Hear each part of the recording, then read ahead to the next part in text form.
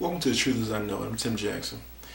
I've been watching debates, and John McCain said that the economy fundamentals are strong.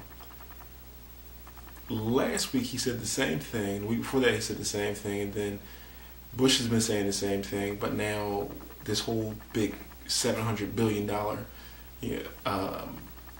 little minor snafu came up and everything. So I guess they're singing a different tune now. He also said that we were leaders in imports and exports. But I thought that was China.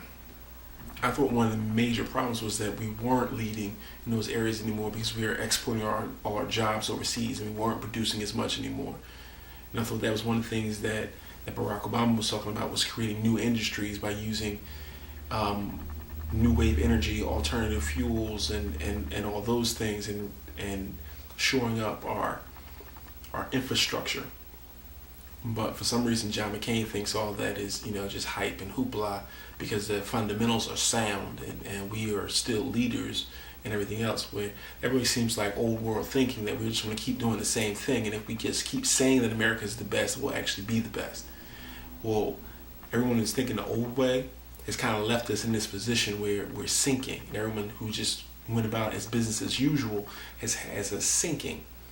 And some reason they're missing that. They're missing the fact that the government didn't change the path and say, this is where we're going to go from this point forward. This is what our new objectives are going to be. These are the rules of our economy to keep us safe. No one did any of that.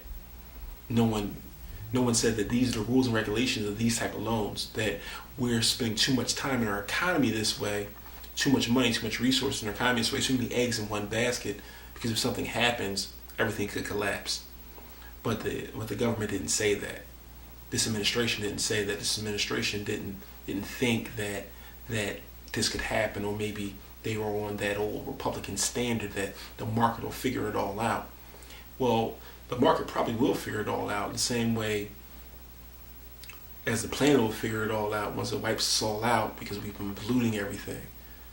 So I think the market will figure it out. If we let it go on its own, the market will figure it out by completely collapsing and then rebuilding after we're all broke and going through, the second Great Depression.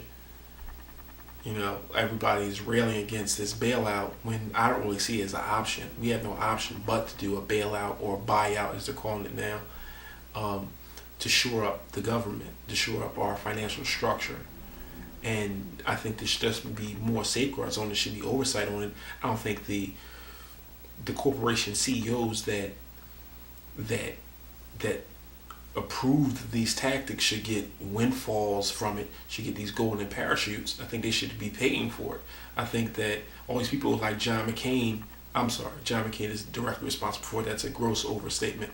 But people like John McCain who have 7 houses, is more so what I meant to say, and multi-million-dollar parachutes and all these things and whatnot, shouldn't be made to pay for their mistakes.